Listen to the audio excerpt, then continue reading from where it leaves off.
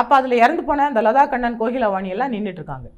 அப்போ நானும் என் woman police சந்திராவும் அந்த இடத்துல வரவங்களை கிளியர் பண்ணிகிட்ருக்கோம்.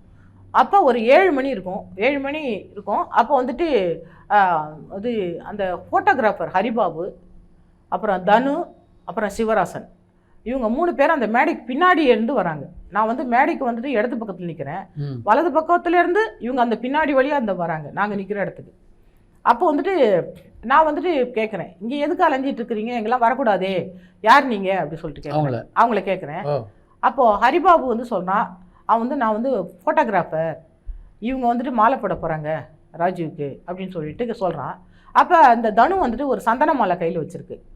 இந்த ஹரிபாபு வந்துட்டு ஒரு ஜோல்னா பை மாதிரி மாட்டியிருக்கிறாரு, ஒரு ஒயிட்டு ஜிப்பா பேண்ட் போட்டுட்டு, அப்புறம் கண்ணாடி போட்டுட்டு, அப்புறம் வந்து ஒரு இந்த பேடு ஒன்று, இந்த எழுதுகிற மாதிரி சின்ன ஒரு பேடு ஒன்று இப்படி வாயில் வச்சுட்ருக்காரு, இப்படி வச்சுட்ருக்காரு. ஒன்றும் பேசலை அவர். உடனே அவங்க ஸ்ரீலங்கான்னு ஒருவேளை தெரிஞ்சிடும்னு அவங்க பேசலையே, 2 பேரும் பேசவே இல்லை. அவள் சும்மா ஸ்மைல் பண்ணுறான் அந்த தனு. அப்போ அந்த ஹரிபாபு சொல்கிறாரு, இந்த மாதிரி நான் ஃபோட்டோகிராஃபர், இந்த மாதிரி அவங்க மாலை போட போகிறாங்க, நான் ஃபோட்டோ எடுக்கணும்னு சொல்லிட்டு. இப்போ ஃபோட்டோ எடுக்கிறதுக்கு நீங்கள் பர்மிஷன்லாம் வாங்கிட்டீங்களா? நீங்கள் மாலையெல்லாம் போடணுமே, பர்மிஷன்லாம் வாங்கிட்டீங்களா? பர்மிஷன்லாம் வாங்கிடுங்க.